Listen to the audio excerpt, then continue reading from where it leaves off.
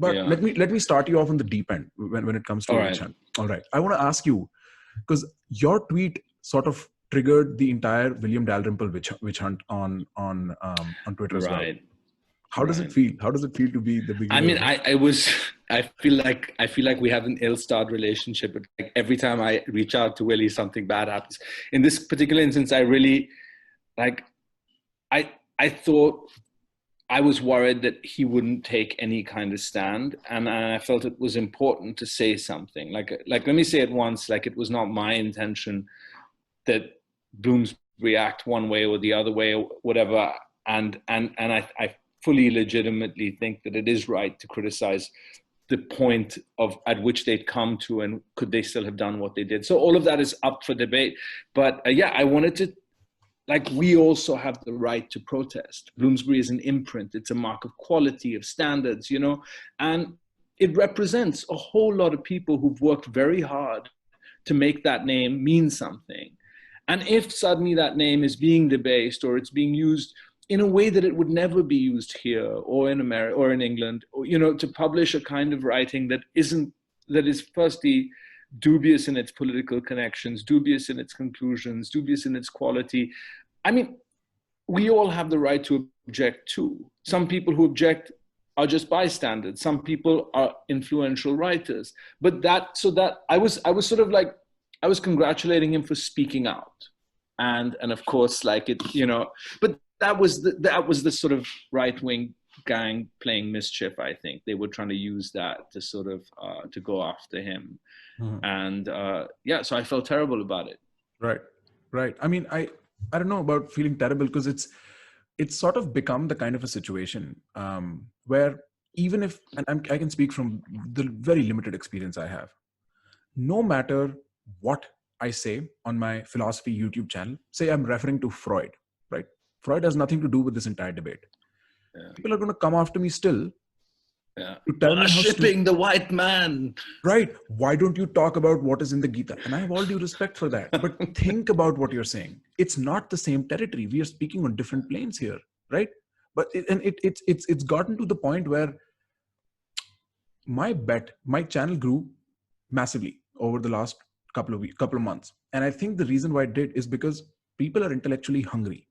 And to the greatest extent that intellectual hunger is being satisfied is with a bunch of people that are pro-Hindutva.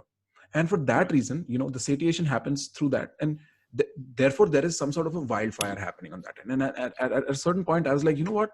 I cannot continue having that conversation. I will saturate myself. I need to know where I'm wrong. And that's how I started, I got in contact with you and all that.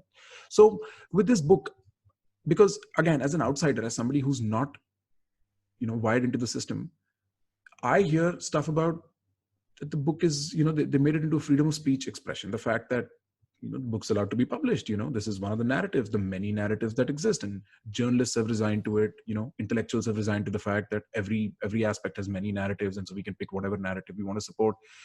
Are we sure that book was really that inaccurate when it comes to, I mean, I don't, like, it's for me less a question of inaccuracy. It's that and the book is being published. So this is not Slimana Nasreen, this is not Salman Rushdie, this is not Wendy Doniger, like, this is not a state. When you speak of freedom of speech, you speak primarily of two things. One, that the state not silence you, and the other, that violent protest, which is protest that could do you bodily harm, if we take that Clausewitz idea of the state possessing a monopoly on the use of violence, that kind of violence not cow you into silence. Those are primarily the things we're talking about. We're not saying that somebody publish a provocative book, invite somebody to the launch who's raised the most vile slogans, who's been part of the precipitation of violence, that all of that occur. And we, protecting freedom of speech, restrict our own speech. That would be an absurd proposition, So that question that we don't have the right to speak out against someone who's spoken out, that's obviously complete. I mean, that wouldn't work at all. But the question, I think that if you are casting a light or casting a questioning glance on Bloomsbury and the way that the editorial has been handled and the way that they behaved, probably you're right to do it. Probably we on one side who object to the kind of direction Bloomsbury India has taken, we also have a right to question that. But I think that absolutely, I have a lot of sympathy for the authors. I think that that's a very, like, that's an awful thing to have happen. I wouldn't want to have that happen to me. So obviously something went wrong at Bloomsbury, and I think people are right to question that.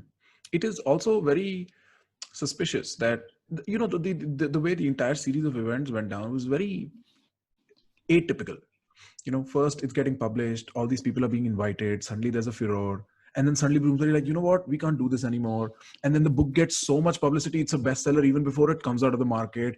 And bystanders like me, common people like me, are like, all right, all of this happened while we just took a nap.